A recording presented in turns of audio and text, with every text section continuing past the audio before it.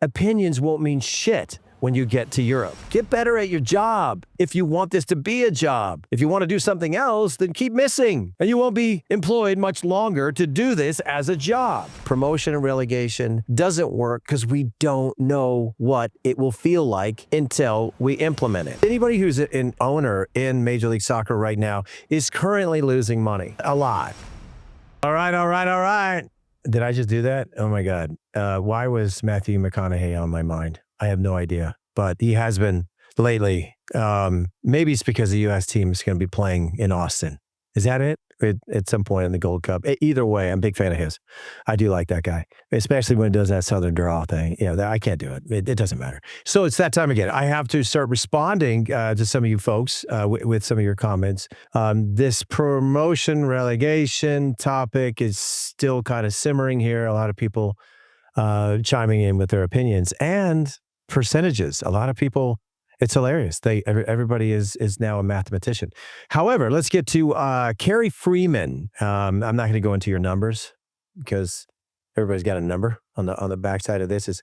His answer to me was, no, greedy Americans owners must make guaranteed profit.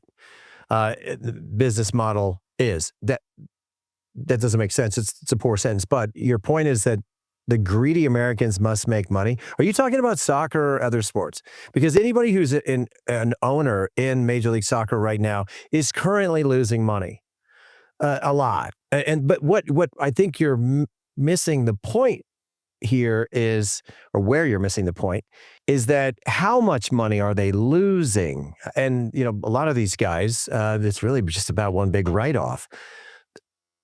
It's not really about greedy. I think greedy is the wrong word. I mean, let's find another word. Let me finish the rest of your response. Until we get real club academy system, okay, that's a fair point. We will always be Boise State at best. Why are you picking on Boise State to the top teams and countries? How do you compete with nations where there is literally a club with a youth to adult teams? God, you got to work on your grammar, man. You're making this hard on me. In every damn neighborhood, let alone town, city. Okay, I think soccer in this country is in virtually every city. The problem that we have is that we don't have a professional outfit in every town or city. And that really is the beacon. When you look at the situation for some of these youth players, as they progress, everybody knows who the best players are. Trust me, in every little town, whether that be in England, Germany, Spain, Italy, France, doesn't matter. In that little town, everybody knows who the best soccer player is. And they're always, curious about how far can that kid take it. And there is also that ability to say, this kid's too good for this club, this small little club, city, town, or whatever it is. And they end up, going to a bigger club. This is what the solidarity payment is, so that when a young player coming through the youth system decides, I'm playing for this small little club, but I'm only 14 miles away from Manchester, maybe I'll give that a shot, and they get gobbled up. But the truth is, under those real academy systems, is that player or that club or academy that founded the player wherever he came from, where he was produced, where he was developed, all these little funny words we have for this stuff, they are entitled to what's called the solidarity payment. Meaning when a player is sold down the road, there should be money filtering back to that club. See, that doesn't happen in the United States. You've already paid for the service. The academy that you're paying for to be there is already providing a service and accepting some sort of fee for that service. So in the event that the player goes somewhere else, that money is a moot point. It's irrelevant. It shouldn't ever filter back because the club can never say, we produced this player, we invested in this player, and we deserve some sort of compensation. No, you don't. You already got paid as a club or an organization, and therefore our system, and I think that's what you mean here, until we have a real club academy system, which we do. Okay, we do to a certain extent. When you look at some of the players, and this will bleed right into my next topic, look at some of the players that just competed in the Generation Adidas competition down in Bradenton, Florida, where all the clubs came from everywhere. And these are all Major League Soccer clubs with academies, these are the 16-year-olds who are all competing for a trophy. RSL ended up being the victor in that deal. They won 4-0 against the LA Galaxy, where a kid from Las Vegas, by the way, that I just want to put that out there. Van Parker, I know who you are. He used to play with my son. Very cool to watch him get a brace in the final, and those celebrations were awesome. Keep working on that flip, though. I think you're a little short. You know what I mean? Just a little short, but outside of that, fantastic. But those academy systems do have the ability to say, all right, we have invested in our academy, meaning we feed these kids, we provide the fields, we give them uniforms, we provide housing, they live with us, they are a part of our system. In the event that somebody, maybe it's Van Parker, ends up doing something fantastic and catches the eye of a European club that really wants him to come across the pond and be a part of his team, there is a fee that is paid. Now, that's the real business of soccer. It sounds terrible. I know. It's like a slave trade. It's a horrible thing, but it is the reality of how this works. Our system is very different and flawed. So when these players who are competing for an academy, which is outside of the umbrella of Major League Soccer, meaning that they function as a business, they take money and trainers' fees and pay for the fields, but they don't want that to be their expense. So they charge you a little bit extra, maybe $15-20 a kid. And then those fields are now paid for. If you go to any academy in my town, in Las Vegas, what you'll find is a very different operation. You'll find a couple of fields which have been reserved and or rented by the academy, with possibly 6 to 7, sometimes 8 teams training on one field at one time. And it is an absolute circus. And it's the only way you can do it. Field space is the biggest problem if you ask anybody who's trying to run a club/academy that is not does not have somebody financing this, meaning one of the bigger clubs, or a Major League Soccer club, or potentially a USL club, which has done great work in the very, very recent history of what is happening with their academy systems. It really is special. But that's the point. The United States is so big, right? And I don't know why Boise State got involved in this deal, but I'll bet you they have a team. I'll bet you they got one kid in Boise right now who's very good, very good. And it's very difficult for him to get out of where he is, because I don't know what the distances are, but where's the closest MLS team that's going to have an academy that's going to pay for him to be a part of it? Where's the scouts that haven't made their way to Boise yet to find this kid? All of these things are relevant. The United States is a huge country, and it is as much of an asset as we might think it is. It's more of a hindrance to how we scout, how we find these kids, and how they filter their way into, as you said, a real academy system. Great question, though. All right. Question number 2 on the day.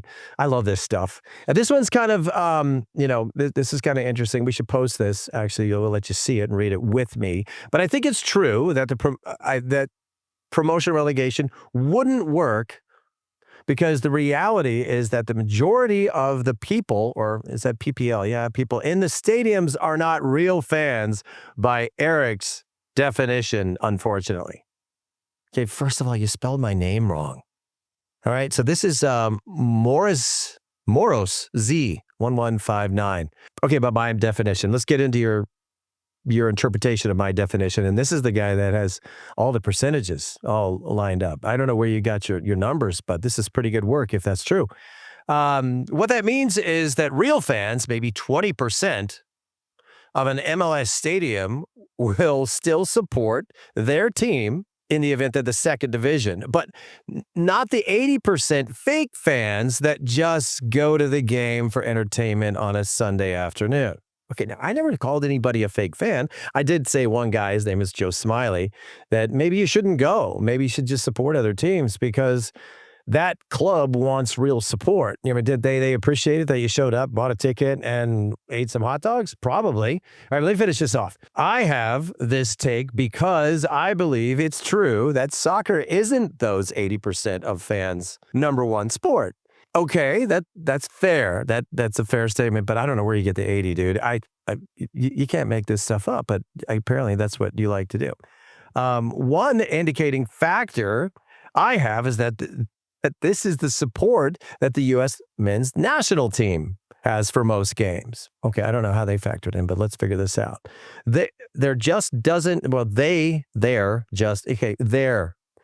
doesn't seem, man, when you get your grammar wrong, you really screw this up. There just doesn't seem enough real soccer fans in the USA, and you don't include La Liga or the Euro snobs. All right, Moros. 80%, 20%, 80-20. I don't know if those numbers are even valid, accurate, and or relevant.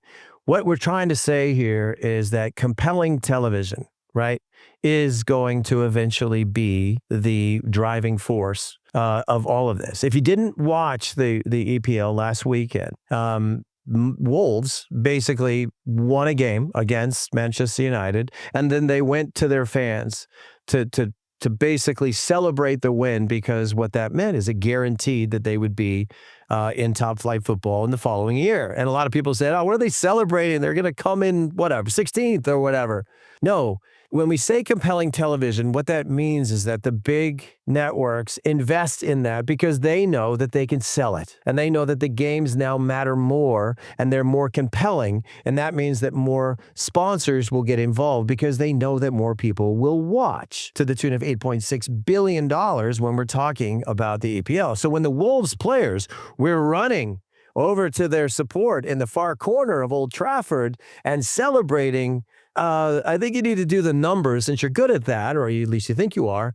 Why don't you go figure out how many millions that they just got? Millions that they'll be able to put into their budget and figure out how they are going to adjust, and they're going to reinvest in their club and or new players that they can get a little bit better than they just were. All the while thinking about this guy Cunha. He might be going somewhere. They might get somewhere around 80 million for him. So this is how it works. You get your business plan right? Maybe you're frugal. Who knows? You put together a great team. Your team qualifies for, don't come in first, second, third, fourth. They qualify for the league. They stay in. They are not demoted. They are not relegated to a second division because they got it right, because they are now a very difficult team to play against, and they are a very good footballing club. Not what we do, which is, I'm going to throw a bunch of money in this. Boy, I hope it works out. And yeah, so what? We came in last. Well, what did we do wrong? I mean, let's just try that again. Maybe we just got unlucky. No, you would get demoted and you would be forced to get your business right. Whether that's 80-20 of the fans, 70-30, 60-40, 55-45, you get the picture. The reality is, in our scenario, promotion and relegation doesn't work because we don't know what it will feel like until we implement it. All right? I know that's going to be a sticky time for you, whatever your numbers are. Keep the questions coming, but stop doing math. I think you're way off on that one. All right. We have another compelling topic, which is a couple of weeks ago. We were talking about academies, youth soccer, how we do things, the pay-to-play system, the pay-to-stay system that now exists in club soccer, and the engine and the money and the industry, the billion-dollar industry that youth soccer has become in our country. The topic that we kind of jumped into was Major League Soccer, MLS Next, not the pro part, the youth part, has now come out with a statement, and here's the statement. Basically, it's about performance. So you can read the statement for yourself. I don't want to do that right now, but the long and short of it, or the cliff notes are, it's no longer about results. It's about performance. So who is actually going to judge the performance? Are we doing this on metrics? Is AI getting involved? Are we no longer using our eyes? Are we no longer care that we have experienced players, former players, experienced coaches who know what talent looks like, and they're able to determine that kid's got a future, that kid should probably do something else? what does this mean? That if the performance is what it's all about, it's based on opinion? When did we stray away from the idea of results and being a result-driven business? When did that happen? I'm not entirely sure, but I certainly don't think it's the culture that we want to create in this country. This is the United States of America. We pride ourselves at being the best at everything. Even when we're not, we still claim that we are. Just ask all the other sports. They'll tell you that currently the Philadelphia Eagles are world champions. They're not, but we say that because that's what we've been taught to say. And the World Series happened, and the rest of the world wasn't involved. But we're world champions. Way to go, Dodgers.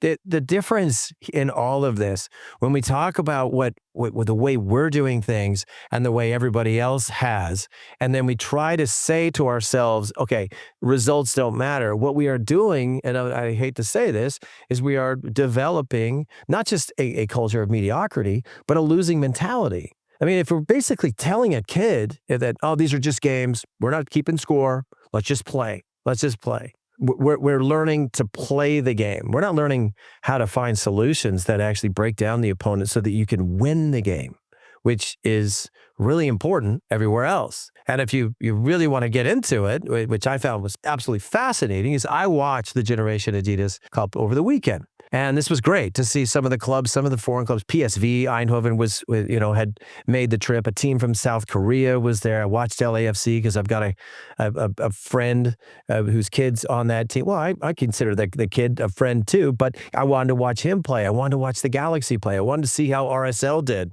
RSL ended up winning the whole thing.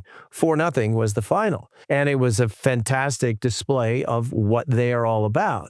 Now, was it a difficult tournament? Absolutely. They had to play 4 or 5 games in a very short span of time, and some of those guys looked pretty knackered to me. But at the end of the day, when it was all said and done, Luis Robles, I'm not picking on you because Luis Robles runs MLS Next. He is in his office in New York most of the time trying to figure out how he can manage all this and make the football better, and he's doing a pretty damn good job. But I think what he probably learned this weekend out in Bradenton, Florida, was when it was all said and done and they blew the final whistle, watch the reaction. Actually, here's the reaction. You tell me if winning doesn't matter. These kids actually work really hard. And they don't need someone to just give them an opinion of whether they played well or not, because opinions won't mean shit when you get to Europe. They won't mean anything. And if you've developed a player who you've just basically said, it's okay, it doesn't matter if you don't score. And then he gets to Europe and they say, why are you not scoring? You say, what's your problem? I mean, that's because this kid has just been told for the last 3 years, it's okay, you missed. It's okay, you get it next time. No, get better at your job. If you want this to be a job, if you want to do something else, then keep missing. And you won't be employed much longer to do this as a job. And it's okay to say that. We're so busy in our culture right now not putting too much pressure on kids. Trust me, the kids are putting enough pressure on themselves. And when they do have a victory, and it actually happens, and they get to a final, and they blow out one of the best teams in the country in the LA Galaxy 4-0. Sorry, guys, I know you probably don't appreciate that, but they won. They won the game because they were better on the day. And then you see that reaction. The best part is Luis Robles also had to go tell some of those young players, the captain and the coach and whatnot, we're going to give you a trophy. And then we want you to hoist it up when you win it. Watch that. Here it is, actually. I know that kid holding that trophy. I've seen that kid play. He's very good. He came from Arizona, but now he's applying his trade as the captain of RSL in Salt Lake. And if you don't see that, the emotion and what it means to win something, then you're just not getting it. This is not a concert where a bunch of people congregate to watch the musicians play a song, and then we all determine whether or not we liked it or not. If they sold, it used to be selling albums, but like, did enough people download it? Is that what people are listening to? That is not why we watch football. That is not why we play the game. We play to win, and eventually we develop a bunch of players who have a winning mentality, who can take that onto the field as a collective group and win the World Cup. If you're not on board with that, then let's go back to the other point. Just go watch the NBA. Go watch that. That's great. I watched it last night. It's entertainment. It's amazing. It really is. It is good entertainment. But at the end of the day, they're going to play way too many games. It's going to be a battle of attrition, and somebody's going to have a legacy of saying that they were the world champions because they won the NBA. It's not our sport. It's not our sport. We have a long way to go, but the first thing that we need to do is change our mentality, especially when it comes to our kids in our youth programs, in our academies, when it comes to developing a winning culture. Win the damn game. The more you win, the better you get at this. The more solutions you find, the better player you become, the more valuable an asset you become, and the bigger your bank account is eventually going to be. People don't want a bunch of guys who can play the game. They got enough of that. That's like taking sand to the beach. We need to develop a winner's mentality that separates us, that differentiates us from everybody else. That's the player that they want, because winning over there is important.